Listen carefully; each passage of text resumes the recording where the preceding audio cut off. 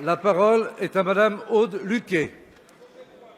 Monsieur le Président, mes chers collègues, ma question s'adresse à Monsieur le ministre de la Cohésion des Territoires. Le Président de la République a présenté mercredi dernier la stratégie nationale de lutte contre la pauvreté. De nombreuses mesures fortes ont été annoncées et un accent particulier a été mis sur la prévention de la précarité en faveur des plus jeunes pour les protéger de l'exclusion. En effet, il faut rappeler qu'un sans-abri sur 4 serait passé par l'aide sociale à l'enfance. Or, si le renforcement de la prévention de la précarité chez les jeunes est indispensable, il convient de ne pas oublier les milliers de femmes et d'hommes qui dorment aujourd'hui dans la rue. Selon différentes études, certainement sous-estimées, ils sont près de 150 000 en France et plus de 3 500 à Paris. En 10 ans, le nombre de sans-abri a augmenté de plus de 50% et 2 000 d'entre eux meurent chaque année avec une espérance de vie moyenne de 49 ans. Qui peut accepter cette situation indigne de la 5e puissance économique mondiale ? Aujourd'hui, de nombreux acteurs partagent le même constat alarmant. Le nombre de personnes demandant à bénéficier d'une place en hébergement d'urgence n'a jamais été aussi important. Face à cela, l'annonce par le ministère du Logement d'une baisse de 57 millions d'euros sur 4 ans des crédits alloués aux centres d'hébergement de réinsertion sociale suscite des inquiétudes, ces centres proposant un véritable accompagnement social vers le logement.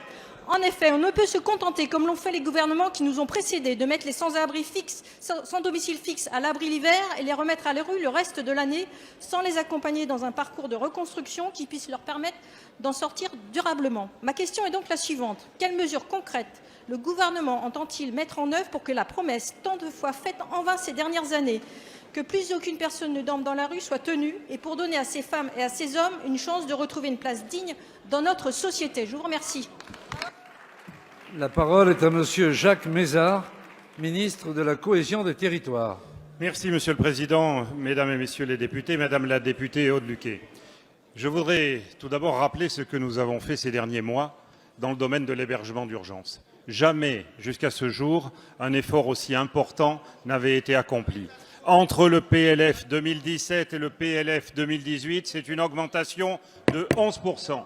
Nous avons aussi lancé en septembre dernier la politique du logement d'abord, qui a été saluée sur tous les bancs, ici et aussi au niveau des associations, et qui se décline de manière tout à fait positive ces derniers mois. Ceci étant, le dossier est toujours difficile, très difficile, puisque c'est un sujet sur lequel l'impact aussi de la migration est quelque chose d'important.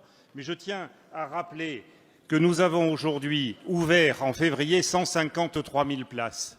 Et que nous avons pérennisé 5 000 places supplémentaires. Ce qui veut dire aujourd'hui concrètement qu'il y a 136 000 places, c'est-à-dire l'équivalent d'une ville comme Limoges, qui sont financées chaque jour par l'État et que nous avons là-dessus un budget de 2 milliards d'euros. Les sujets, évidemment, il y a encore beaucoup de travail à faire. Mais cet hiver, avec le secrétaire d'État Julien Denormandie, nous avons veillé avec des visioconférences chaque semaine avec les 13 préfets de région, à ce que les enfants ne soient pas dans la rue, à ce que de manière privilégiée, nous n'ayons pas de famille dans la rue.